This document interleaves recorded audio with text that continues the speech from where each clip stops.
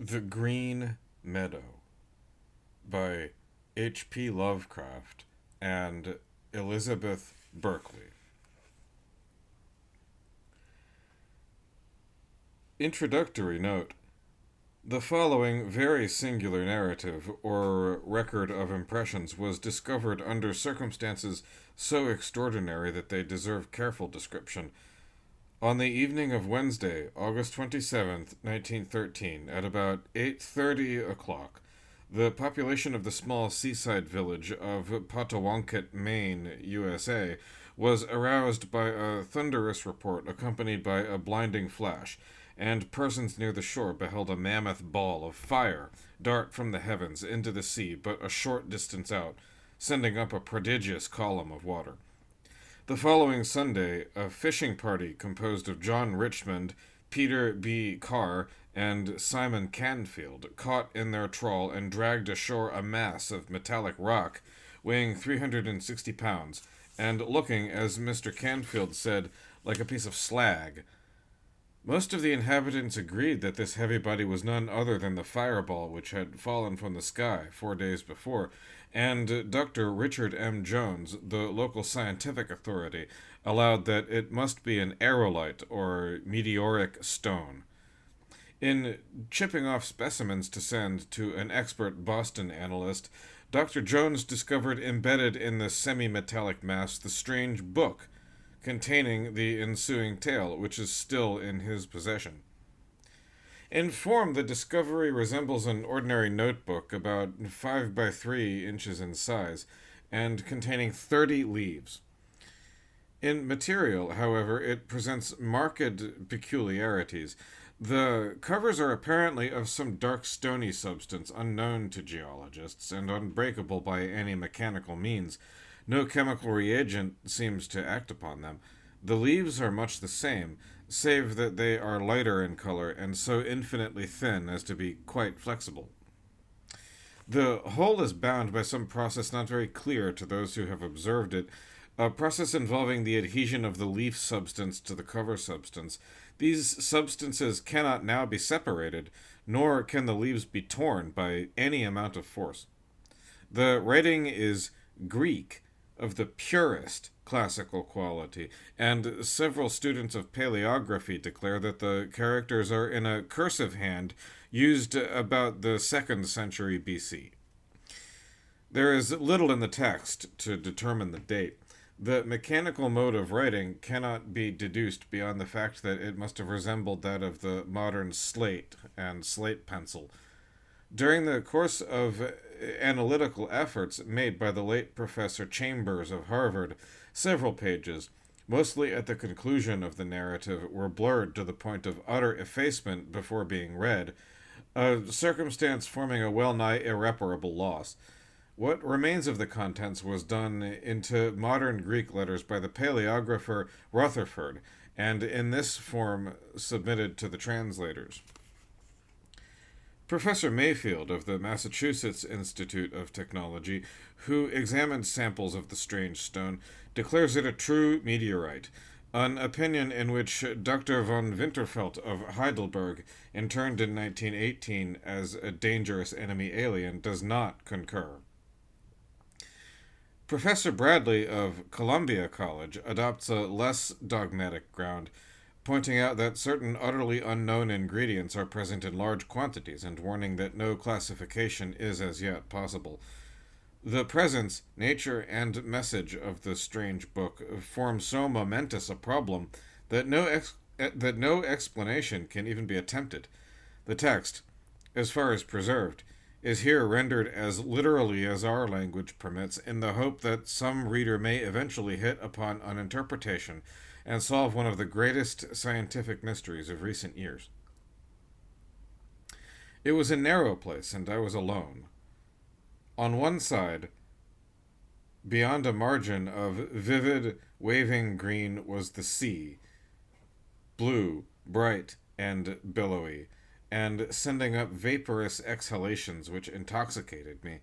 So profuse, indeed, were these exhalations that they gave me an odd impression of a coalescence of sea and sky, for the heavens were likewise bright and blue, On the other side was the forest, ancient almost as the sea itself, and stretching infinitely inland. It was very dark, for the trees were grotesquely huge and luxuriant and incredibly numerous. Their giant trunks were of a horrible green, which blended weirdly with the narrow green tract whereon I stood. At some distance away, on either side of me, the strange forest extended down to the water's edge, obliterating the shoreline and completely hemming in the narrow tract. Some of the trees, I observed, stood in the water itself, as though impatient of any barrier to their progress. I saw no living thing, nor sign that any living thing save myself had ever existed.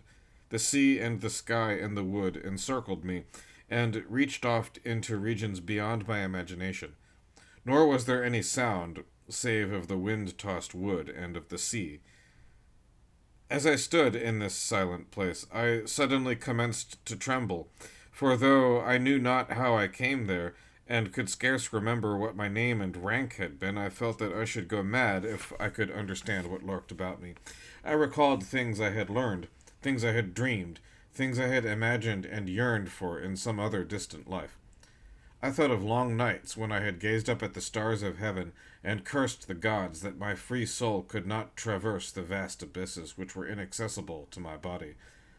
I conjured up ancient blasphemies and terrible delvings into the parpot of Democritus, but as memories appeared, I shuddered in deeper fear, for I knew that I was alone, horribly alone.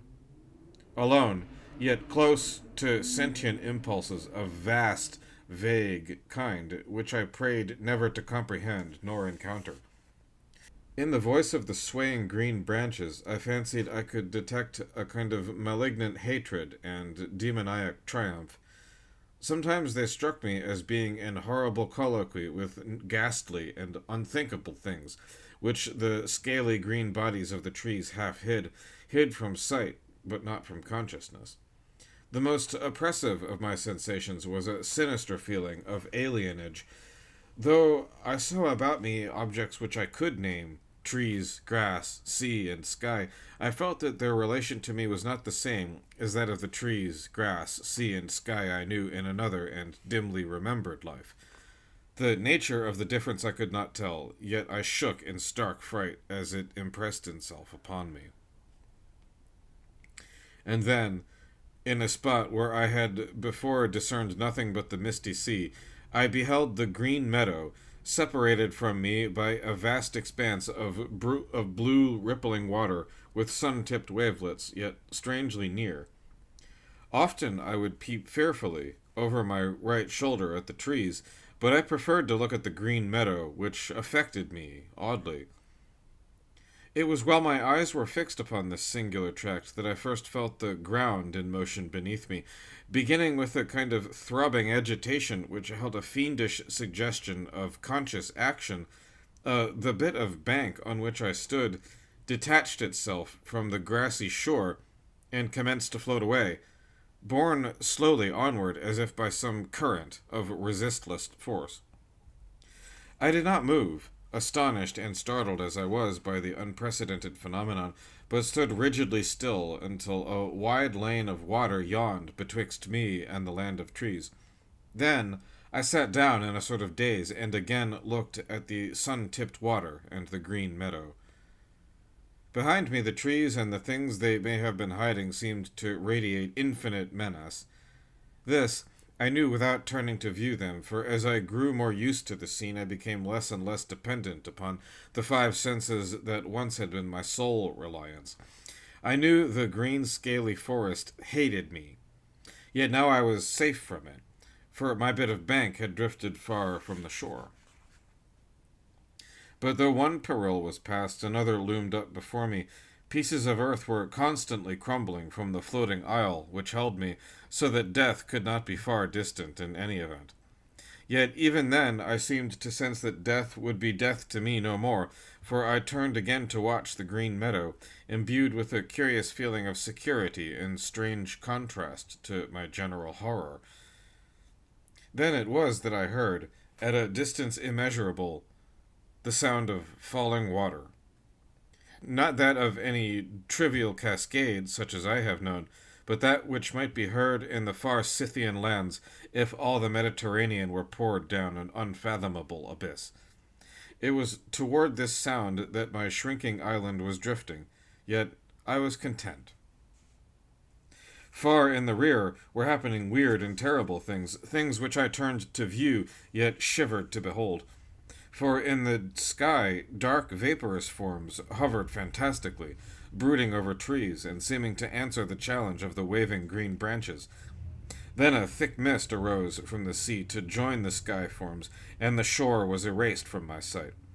Though the sun, what sun, I knew not, shone brightly on the water around me, the land I had left seemed involved in a demoniac tempest, where clashed the will of the hellish trees, and what they hid, with that of the sky and the sea.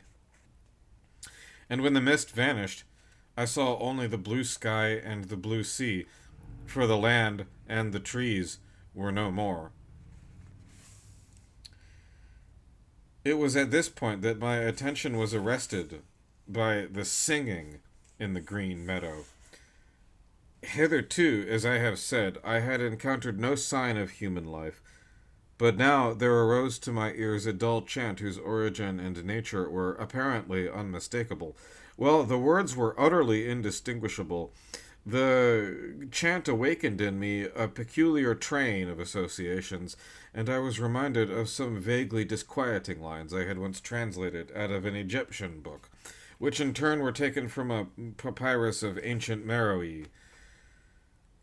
Through my brain ran lines that I fear to repeat.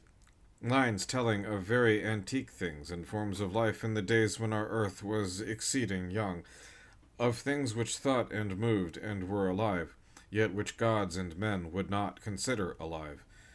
It was a strange book. As I listened, I became gradually conscious of a circumstance which had before puzzled me only subconsciously.